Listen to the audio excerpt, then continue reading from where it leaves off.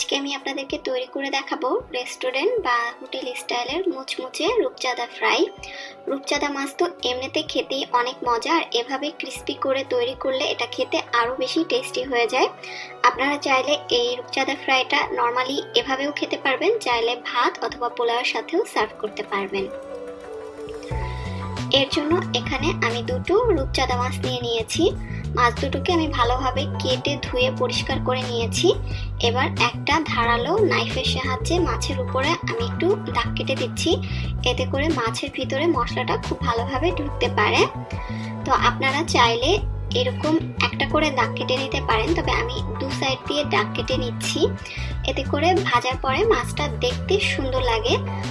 আর এটা চিড়ে নেওয়ার সময় চেষ্টা করবেন পিঠের দিকটাতে চিড়ে নিতে, পেটের দিকটাতে না করতে। পেটের দিকটায় করলে কাটা বের হয়ে যেতে পারে ভাজার সময়, বা মাছটা ভেঙেও যেতে পারে। আর আমি আসলে কিভাবে কাজটা করছি আপনারা নিশ্চয়ই হয়তোবা দেখে বুঝতে পারছেন। তো আপনারা চাইলে এভাবে করে নিতে পারেন, অথবা চাইলে নর্মালি কয়েকটা দাগ কেটে নিলেও কিন্তু হবে। আর এই একইভাবে আমি দুটো মাছই দাগ কেটে নিচ্ছি।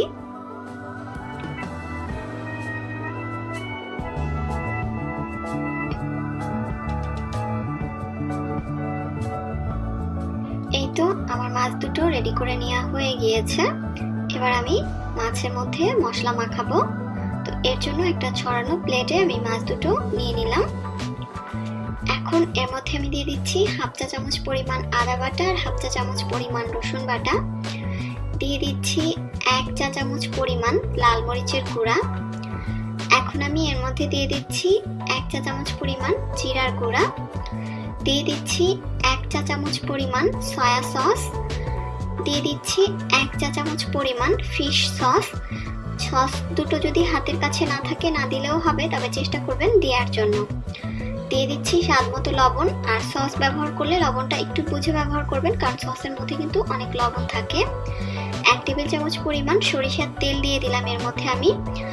এবার মশলাটাকে হাত দিয়ে ভালোভাবে মেখে নিচ্ছি। আর মশলাটাকে মেখে নেওয়ার পরে মাছের গায়ে খুব ভালোভাবে মশলাটাকে মেখে নিতে হবে। আর এই কাজটা অবশ্যই হাত দিয়ে খুব ভালোভাবে সব জায়গায় সমানভাবে মশলাটাকে লাগিয়ে দিতে হবে। মশলাটাকে ভালোভাবে মাছের গায়ে লাগিয়ে নেওয়ার পরে এই মাছগুলোকে আমি আধা ঘন্টার জন্য ম্যারিনেট করে রাখবো, তবে আপনাদের হাতে সময় থাকলে আরো বেশি সময় ধরেও রাখতে পারেন। আধা ঘন্টা পরে এখন এর মধ্যে আমি দিয়ে দিচ্ছি 2 টেবিল চামচ পরিমাণ কর্নফ্লাওয়ার। আপনাদের হাতের কাছে যদি কর্নফ্লাওয়ার না থাকে সেক্ষেত্রে আপনারা চালের গুঁড়াও ব্যবহার করতে পারবেন, অথবা ময়দাও ব্যবহার করা যাবে। এবার কর্নফ্লাওয়ারটাকে খুব ভালোভাবে মাছের গায়ে এভাবে ঘষে ঘষে মেখে দিতে হবে।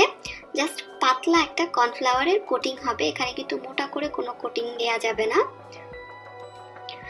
ভালোভাবে হাতের সাহায্যে মাছের গায়ে কর্নফ্লাওয়ারের মিশ্রণটাকে মেখে নিচ্ছি। কর্নফ্লাওয়ারের মিশ্রণটাকে এরকম করে মেখে নিতে হবে। চুলায় একটা হাঁড়িতে আমি বেশ কিছুটা তেল গরম করতে দিয়েছি। তেলটা গরম হয়ে যাওয়ার পরে আমি মাছ দুটোকে দিয়ে দিচ্ছি। আর চুলার আঁচটা মাঝারি থেকে একটু কম করে সময় নিয়ে ধৈর্য ধরে মাছ দুটোকে ভেজে নিতে হবে। যদি চুলার আঁচ বাড়তি থাকে তাহলে কিন্তু খুব দ্রুত লালচে টাইপ কালার হয়ে যাবে, এদিকে মাছটা সিদ্ধ হবে না। যখন একটা পাশ সুন্দর কালার চলে আসবে ওই পর্যায়ে উল্টে দিতে হবে। বারে বারে উল্টে নেওয়া যাবে না, তাহলে কিন্তু উপরের কোটিংটা নষ্ট হয়ে যাবে। একটা পাশ হয়ে যাওয়ার পরে উল্টে নেওয়ার পরে একইভাবে অন্য পাশটাকেও ভেজে নিতে হবে। দুটো পাশ যখন লালচে করে ভাজা হয়ে যাবে ওই পর্যায়ে মাছ দুটোকে চুলা থেকে নামিয়ে নিতে হবে। আর এরই মাঝে কিন্তু আমার দুটো পাশ খুব সুন্দরভাবে ভেজে নেওয়া হয়ে গিয়েছে। এবার আমি তেল থেকে মাছগুলোকে তুলে নিচ্ছি।